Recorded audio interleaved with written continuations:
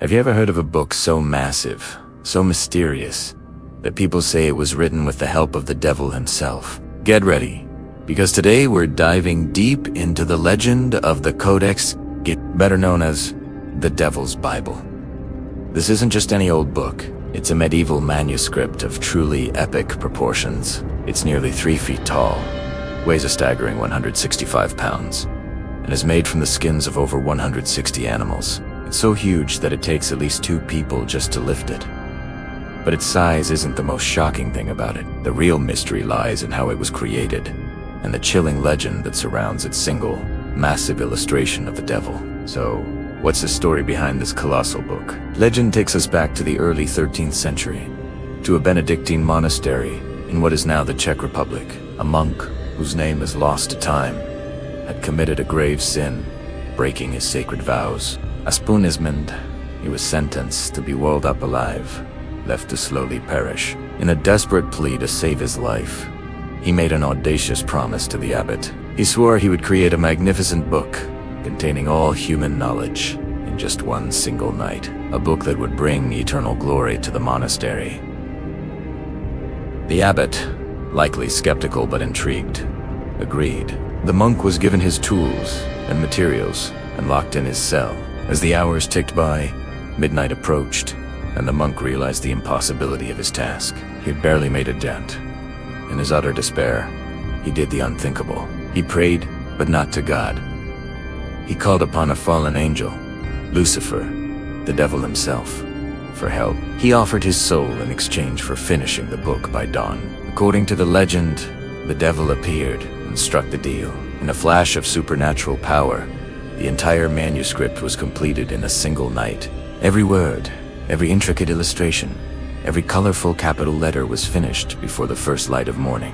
And as a dark signature, a thank you note of sorts to his unholy helper, the monk included a giant, full-page portrait of the devil.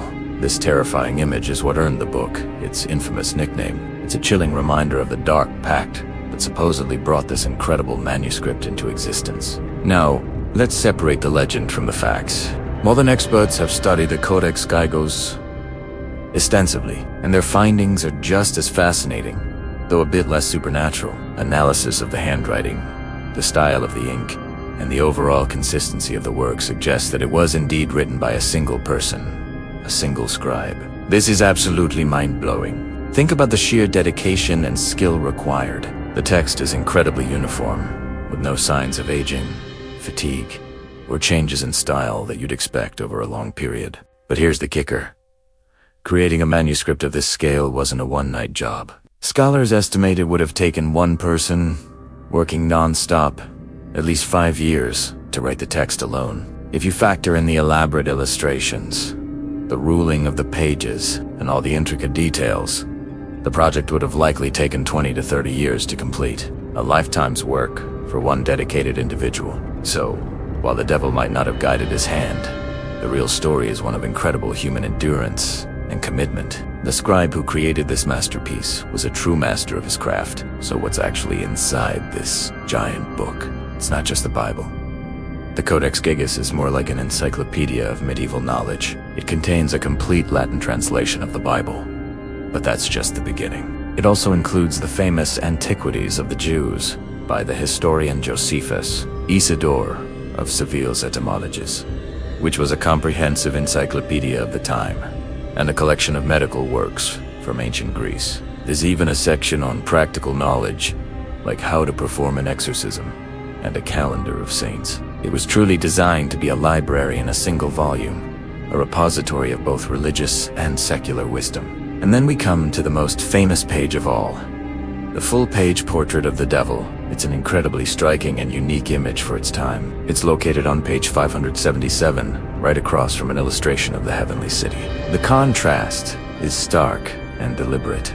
The devil is depicted half human, half beast, with large claws, horns, and a forked tongue. He's shown crouched and alone in an empty landscape, trapped between 2 large towers. This wasn't just a random drawing. Its placement suggests a powerful symbolic message about the eternal struggle between good and evil, heaven and hell. It's a powerful visual sermon, meant to awe and perhaps frighten the medieval reader. The journey of the Codex Gigas itself is as dramatic as its contents. For centuries, it was a prized possession of various monasteries. In the 16th century, the eccentric Holy Roman Emperor Rudolf II became obsessed with it and brought it to his castle in Prague. He was a collector of rare and occult objects, and the Devil's Bible was the crown jewel of his collection. But its stay in Prague was not to last. During the 30 Years' War in 1648, the Swedish army looted the city, and the Codex Gigas was taken as war booty. The story goes that the book was so heavy, it was simply thrown out of a window by the soldiers to their comrades below. It survived the fall and was transported to Sweden, where it has remained ever since.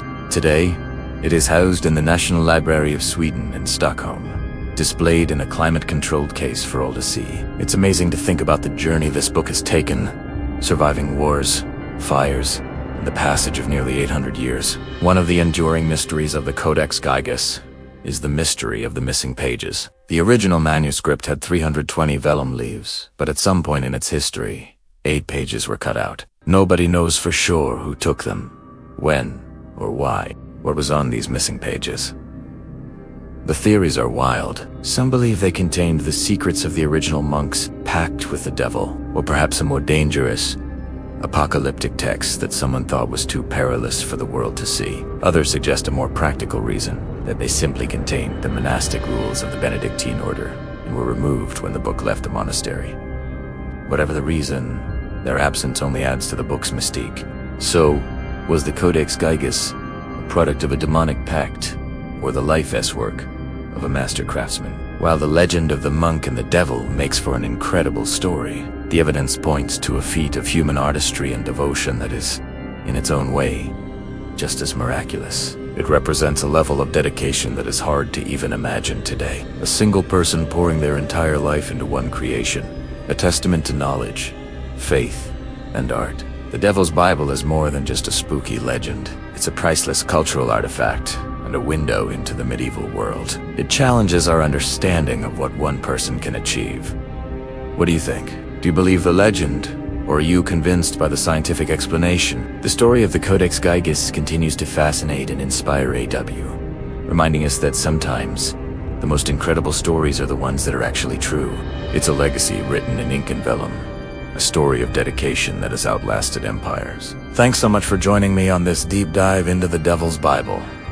If you enjoyed this journey into history and mystery, don't forget to hit that like button and subscribe for more adventures into the unknown. Let me know in the comments which historical mystery you'd like me to explore next. See you in the next video.